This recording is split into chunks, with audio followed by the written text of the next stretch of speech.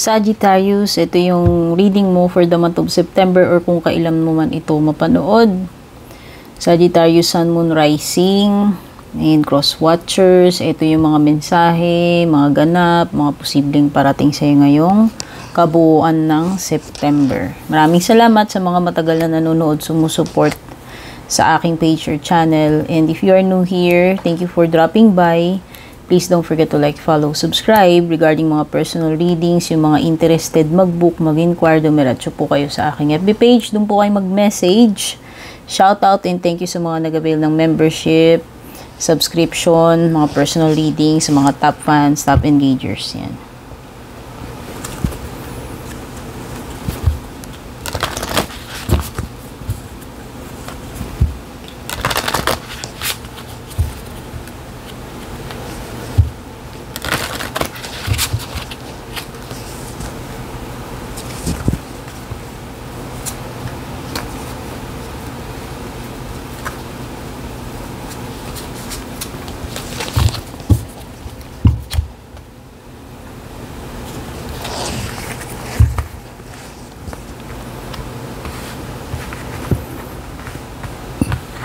Sa yung horoscope, meron ka ditong 5th house, Venus, tsaka Libra. Yan, pwedeng may Libra ka sa chart mo or meron kang makakadil na Libra ngayong September.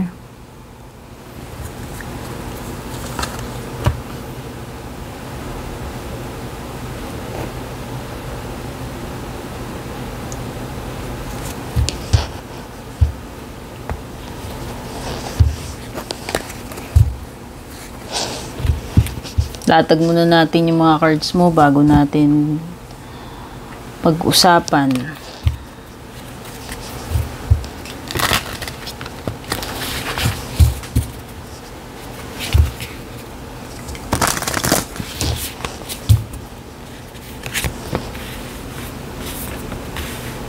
Lucky number mo, ayan, meron kang 2424. Wow, unconditional love.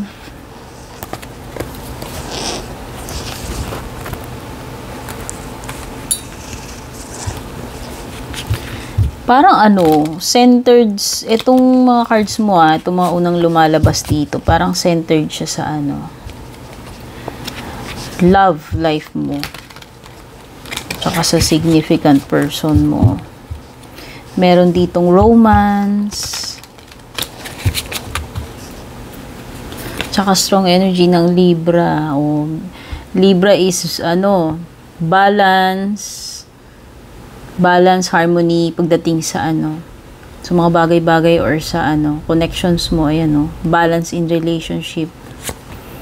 So ang ganda. So feeling ko lang pagdating sa mga connections mo, merong harmony.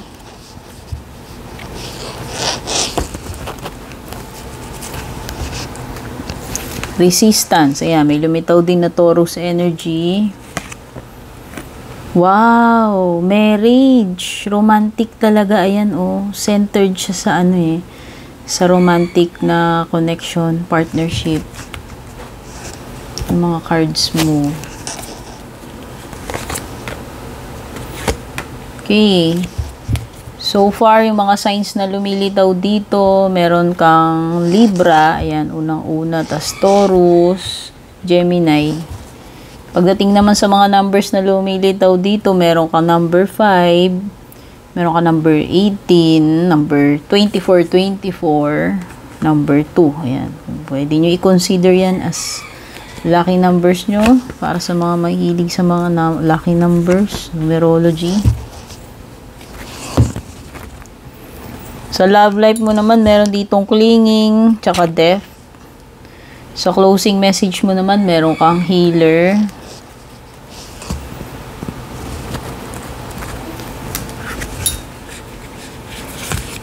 At saka rest, relaxation is essential.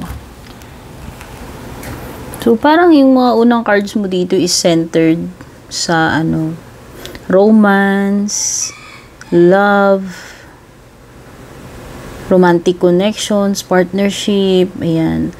So nakikita ko dito pwedeng meron kang major decision na gagawin pagdating sa romantic connection sa relationship. Ayan, kung kasal ka na sa marriage, ayan, yung nakikita ko dito. May mga bagay ka na na tinitimbang, ayan. Or mga matters na pinag-iisipan ng mabuti, wini-weigh mo yung mga options mo, or ayan, pwedeng may choice na kailangan gawin or decision. Tinitimbang mong mabuti yung situation, yung mga pros and cons. So, pwedeng merong isang importanteng decision na kailangan gawin pagdating sa partnership. Parang may binabanggit din dito about desire or pleasures. So, whether nagfo-fall yan sa romantic connection mo, or simple sa sarili mo yung mga bagay na na-enjoy mong gawin, and kumbaga nagbibigay sa iyo ng pleasure. Ayan, these are the things na na-enjoy mo, you are proud of. Pwedeng iba sa inyo dito, merong creative energy dito. So, pwedeng kayo ay creative, artistic. Yan. Or yung person na nakakadiin nyo, pwedeng si Libra. Pero yun na nga, merong binabanggit dito about indulgence. Something na you can't get enough of. Something na nagbibigay sa iyo ng pleasure. And pwedeng related siya sa romance. Oo, pag tingnan mo to, yung love life mo rito, meron ditong parang hindi siya makontento, nag-o-obsess, still clinging or holding on. So, yan. Sa love life mo, may ganong energy. Hindi ko alam kung ikaw ito o yung person mo. Pero para kasi dito sa person na to, kung sino man yung tinutukoy nito sa inyong dalawa, kino-consider pa rin niya na ganun ka-special. Whatever happened between you and this person, kumbaga ano man ang state ng relationship ninyo ngayon, pwedeng yung isa dito is holding on pa rin. Ayaw pa rin niyang bitiwan, itong connection ninyo. Parang meron mga binabanggit dito about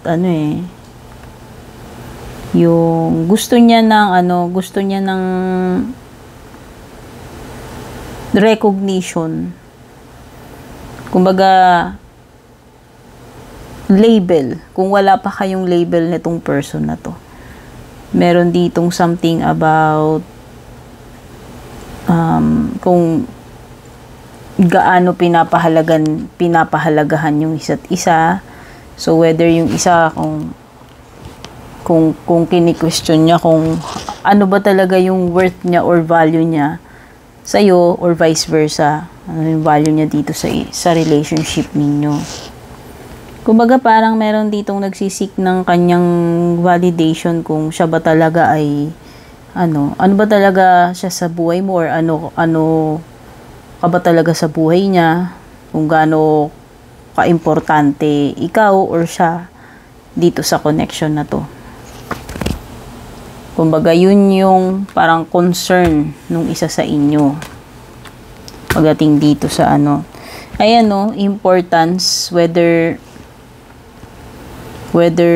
nagda-doubt ba yung isa sa inyo kung importante ba siya dito sa relationship na to, gaano ba siya ka-importante sa iyo, or gaano ka ka-importante sa kanya, parang mga ganun. But overall, wala naman ako nakikitang problem sa relationship nyo. Siguro pwede ngang ganun ka-balance wala kayong problema meron kang Libra energy, ibig sabihin patas, equal yung yung pagmamahal nyo sa isa't isa, yung give and take sa connection nyo, sa relationship nyo. Kasi ayan, meron ka ring unconditional love. So, masasabi natin, pwedeng this month, ngayong September, mafe-feel mo kung gaano ka-importante talaga dito sa person mo, or ipapadama mo, papakita mo, i-demonstrate mo sa kanya gaano rin siya ka-importante sa'yo. Okay? Pwede kasing ano talaga kayo yung in love talaga kayo sa isa't isa kasi may unconditional love. Ayan, ganyan kalalim. Ayan, may depth. Ibig sabihin yung connection nyo hindi lang so. Ibig sabihin malalim yung feelings nyo para sa isa't isa at pinapahalagahan nyo yung isa't isa, pinapahalagahan nyo yung samahan ninyo. Kaya talagang siguro ganun katindi yung bond ninyo, no, sa isa't isa nitong person. Ibig sabihin mahal nyo talaga yung isa't isa. Yun lang. Okay, so na-discuss na natin tong iyong horoscope and then sa love, no, pagdating din dito sa iyong lucky number. Ayan, unconditional love nga raw Pagdating naman dito sa inspiration, begin now. Ayan, Sagittarius, ito ay signal or palatandaan na kung may mga sisimulan ka, it's best na simulan mo na yan ngayong September. Or pwedeng ganun ka talaga ka-inspired. Ayan, no? Meron kang, malamang meron at masisimulan mo yan kung ano man yan. Gusto mong gawin na yan. Kasi andun yung inspiration sa'yo. Andun yung gana Motivated ka Kumbaga talagang ito yung time na ganado ka na gagawin mo talaga ito. Ayan, no? Merong magsisimula. Whether yan, ikaw, hudyat yan na uumpisahan mo na, gagawin mo na talaga yan ngayong September, or kung may darating man sa'yo na panibagong chapter, panibagong experience. Ayan. Ito yung time or simula itong month ng September para sa iyo, Sagittarius. So ito yung mga iba pang meanings nitong number 2424 card mo. This is about yung mga patungkol sa mga goals mo. Ano yung mga strengths mo, ano yung mga goals mo ngayong September. Tapos meron binabanggit dito about infinite love, no? So, yun na nga. Kaya pala may unconditional love dito. So, nakikita ko talaga is maganda pagdating sa romance, sa partnership, no? Very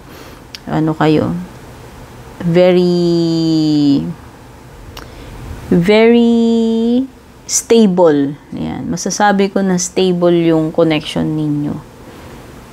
Okay, ayan. So, may balance, may compassion, and pagiging contented, happy, na-enjoy mo itong connection na to. Lahat ng magagandang bagay dito sa partnership na to, yan yung equal give and take, nafe-feel mo na pinahahalagahan ka, nafe-feel mo talaga yung pagmamahal dito sa connection na ito.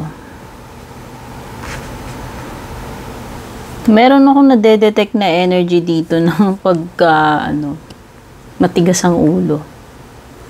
May mga bagay na nire-resist itong person na to. Ayan, whether si Taurus siya, kasi may Taurus dito Whether ikaw to, or if you're dealing with someone na merong ganitong energy na pag sinabi nating resistance, hindi siya open, pinipigilan niya hindi niya ini-embrace yan. So, pwedeng meron ditong fixed na yung pag-iisip niya, or medyo matigas yung ulo niya, mahirap na siyang baguhin. Kumbaga, itong person na to, kung anong nakasanayan niya, kung ano yung alam niya, nag-i-stick siya doon. Hindi siya open sa mga pagbabago. Pagdating sa mga values, kung sino man yung person na yan, whether ikaw man o si Taurus or kung sino man yung person na nakakadil mo, nag-i-stick talaga siya doon sa mga prinsipyo niya, tsaka yung mga values niya. Kung ano talaga yung nakagawian niya, subok niya na, yan, ganun siya. Hindi siya, I don't think na na magiging open siya sa mga bagong bagay or yun, yung mga changes. Kung meron mang Kung meron mang advice, siguro, itong card na ito, kung halimbawang para sa'yo yan,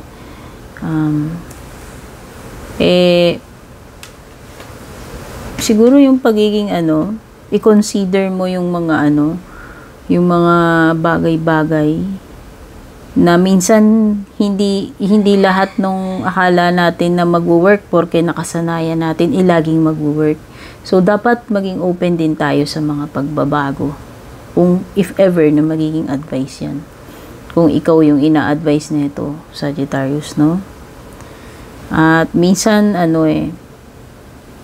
the more na pinipigilan natin yung mga changes na yan, lalong nagkakaroon ng problema. So, minsan, kailangan natin talagang i-embrace yung mga changes para magkaroon tayo ng growth. Ayan. Ng evolution. Ayan, kumbaga. So, very strong energy talaga na romance, no? Pagdating dito sa ring mo, yung mga posibleng paparating yan, pwede may ikakasal dito. May binabanggit na partnership or marriage, whether ikaw ito, kung hindi ka pa nakakasal, so nangangamoy kasal. Kung hindi man ikaw ito, baka may loved one, malapit sa'yo, basta merong marriage na magaganap. Ikaw man ikakasal or kung sino man sa family ninyo. Okay, kung hindi naman ito about kasal, partnership or commitment. Kung hindi naman siya about romance, pero most likely pwedeng sa romance ito, engagement, pagpasok ng malalim na commitment, kasal. Kung hindi siya mga ganun-ganun, pwedeng may kinalaman sa business partnership. Bond Pag sinabi nating bond, yung talagang matatali ka doon, iko-commit mo yung sarili mo. So, pwedeng panibagong commitment ito. Romantic man or hindi.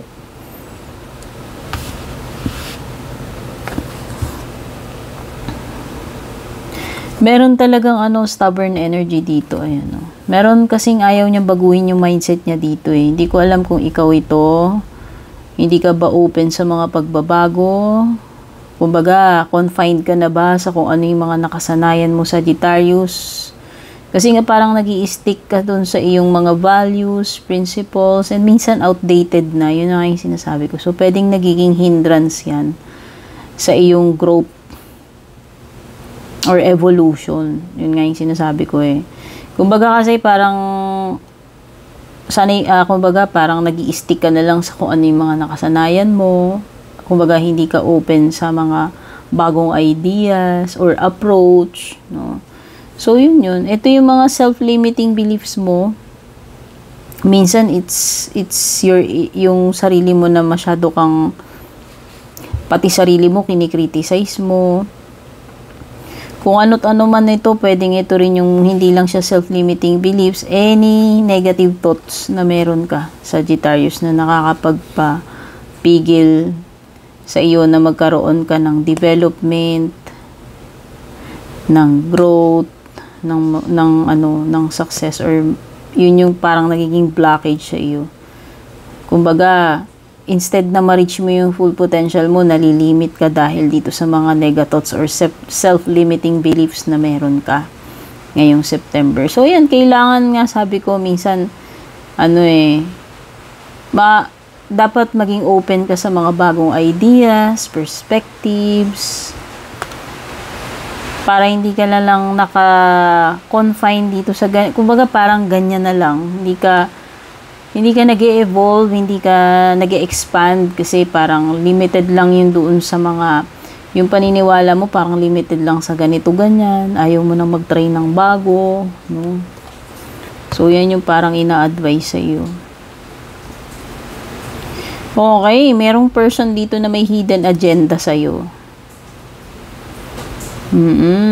Pwedeng may mga hindi sikreto, may mga tinatago sa iyo itong person na ito. Pwedeng hindi maganda, hindi maganda. Kung ano man yung mga hidden agenda na itong person na to sa iyo, Sagittarius, mukhang hindi good.